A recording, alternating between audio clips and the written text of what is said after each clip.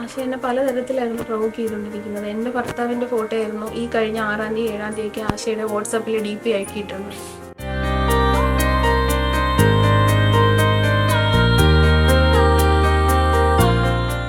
എനിക്ക് വേറെ ആരുമില്ല. മാഡത്തിനെ പോയി കണ്ട് മാഡത്തിൻ്റെ അടുത്ത് എൻ്റെ അവസ്ഥ ഇനിയും ഞാൻ പറയും. ഞാൻ ഭയപ്പെട്ടതെടുത്ത് തന്നെയാണ് ഞാനിപ്പോൾ എത്തിപ്പെട്ട് നിൽക്കുന്നത്. എൻ്റെ അച്ഛനെ അനിയത്തെ എന്തും ചെയ്യുന്നുള്ള അവസ്ഥയിലാണ് ഞാനിപ്പോൾ നിൽക്കുന്നത്.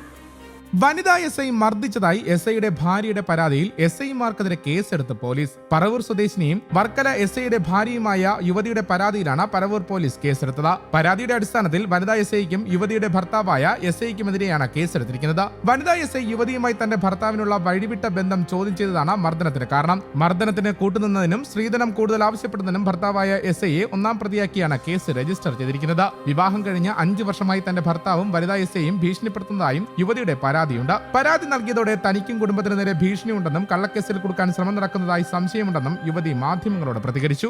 അഭിഷേകിന്റെ ഭർത്താവാണ്, വർക്കല സ്റ്റേഷനിൽ വർക്ക് ചെയ്യുന്നത്. അദ്ദേഹവും ആശയമായിട്ടുള്ള ഈ ഒരു ബന്ധം ജീവിതം നശിപ്പിച്ചു കഴിഞ്ഞതാണ്. ഇനിയും എന്നെ എന്തെങ്കിലും ചെയ്യും, എൻ്റെ അച്ഛനെയും അനിയത്തെയും കള്ളക്കേസിൽ കുടുക്കി എൻ്റെ ജീവിതം വരെ നശിപ്പിക്കുമെന്നുള്ള അവസ്ഥ എനിക്ക് പൂർണ്ണമായും ബോധ്യപ്പെട്ടതിനെ തുടർന്നാണ് ഇപ്പോൾ ഞാൻ പോലീസിൽ അഭയം പ്രാപിച്ചിരിക്കുന്നത്. എനിക്ക് ഒരു കുഞ്ഞുണ്ട്, 6 വയസ്സുണ്ട്. അതിൻ്റെ ജീവനെങ്കിലും എനിക്ക് സേഫ് ആക്കണം എന്നുള്ള ഒരു ഇതിലാണ് പോകുന്നത്. ഈ അഭിഷേകും ആശയും തമ്മിലുള്ള റിലേഷൻ ഞാൻ അറിഞ്ഞതും ആശ എന്നെ എൻ്റെ വീട്ടിൽ കയറി വന്നിട്ട് ആശ എന്നെ ഉപദ്രവിച്ചതുമാണ്. കൂടെ ഉണ്ടായിരുന്ന അച്ഛനും അമ്മയും ഏട്ടനും ഒക്കെ അത് കണ്ട് നിന്നിട്ടേ ഉള്ളൂ. എനിക്ക് ഒരു രീതിയിലുള്ള സപ്പോർട്ടും ആ വീട്ടിൽ നിന്ന് കിട്ടിയിട്ടില്ല. കൂടാതെ ആശയുടെ റിലേഷൻ വീട്ടിൽ അറിഞ്ഞതിന് ശേഷം കൂടുതൽ സ്ത്രീധനം അവർക്ക് വേണ്ടിയിരുന്നത്.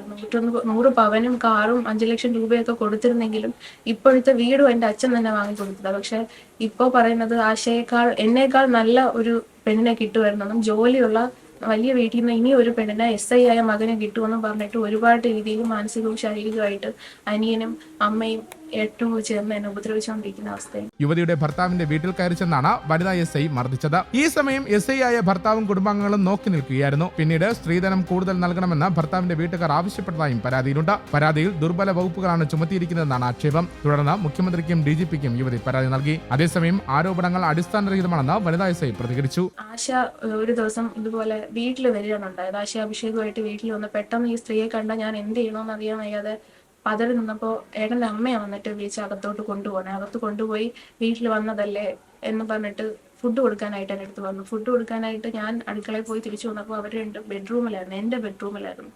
അവിടെ കാണാൻ പറ്റാത്ത രീതിയിൽ എനിക്ക് സഹിക്കാൻ പറ്റാത്ത ഒരു ഇൻസിഡന്റ് അവിടെ ഉണ്ടായപ്പോൾ അവരുടെ കാലിൽ ചെന്ന് പിടിച്ചാൽ നമ്മളെ ചേച്ചി എൻ്റെ ജീവിതം നശിപ്പിക്കരുത്, എനിക്കൊരു കുഞ്ഞുള്ളതാണ്, എൻ്റെ ഭർത്താവിനെ തിരിച്ചു തരണം, എൻ്റെ കുടുംബം നശിപ്പിക്കരുത്. പക്ഷെ തൂത്തി അറിഞ്ഞ് അവരെന്നെ പരിഹസിക്കുകയുണ്ടായി. ഇത് എൻ്റെ അച്ഛൻ്റെ അടുത്തും അമ്മയുടെ അടുത്തും പറയണമെന്ന് പറഞ്ഞ് ഫോൺ എടുത്ത് വിളിക്കാൻ പോയപ്പോഴത്തേനും എന്നെ തടഞ്ഞു നിർത്തുകയുണ്ടായി. എന്നെ അനങ്ങാൻ പോലും സമ്മതിക്കാതെ എന്നെ തടഞ്ഞു നിർത്തി ഭിത്തിയിൽ ചേർത്ത് നിർത്തി എൻ്റെ കഴുത്തിന് കുത്തി പിടിക്കുകയുണ്ടായി. എന്നിട്ട് എന്നെ കവിളത്തടിച്ചു. എന്നിട്ട് പറഞ്ഞു, നിന്നെ കൊന്നു കളയും, നീ കൊന്ന് കെട്ടിത്തൂക്കിയത് ആത്മഹത്യയാക്കി കളയും.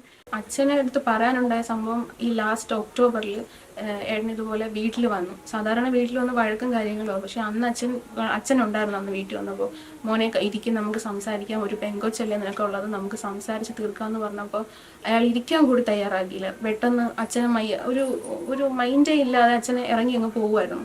അതിനുശേഷം അച്ഛൻ്റെ അടുത്ത് വന്ന മോളെ എങ്ങനായാലും പോട്ടെ, സാരില്ല, നമുക്ക് സഹിക്കാം, അമ്മയമ്മ എല്ലാ കുടുംബത്തും ഉള്ളതായിരിക്കും, നമുക്ക് സഹിക്കാം മോളെ എന്നും പറഞ്ഞിട്ട് എന്നെ പറഞ്ഞു വിടാൻ ശ്രമിച്ചു, നിർബന്ധിച്ച്. അച്ഛൻ കരഞ്ഞു പറയുന്ന ഒരവസ്ഥ ഉണ്ടായി. ആ ഒരു സിറ്റുവേഷൻ വന്നപ്പോൾ എനിക്ക് ആശയുടെ വിഷയം അച്ഛൻ്റെ അടുത്ത് പറയാതിരിക്കാൻ പറ്റിയില്ല.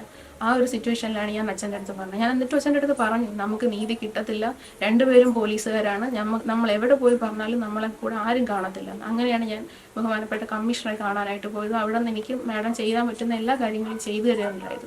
പിന്നീട് പരവൂരിൽ എത്തി ഇന്നലെ മൊഴിയെടുത്തപ്പോഴും വീണ്ടും ഞാൻ അത്ര സാറ്റിസ്ഫൈഡ് അല്ല ഇട്ടിരിക്കുന്ന FIRലും സെക്ഷൻസിലും. News desk Kerala Kaumudi.